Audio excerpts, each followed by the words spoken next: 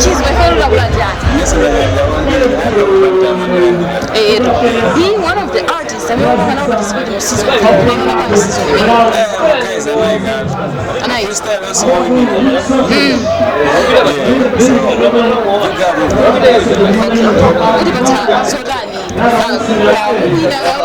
my expectations come for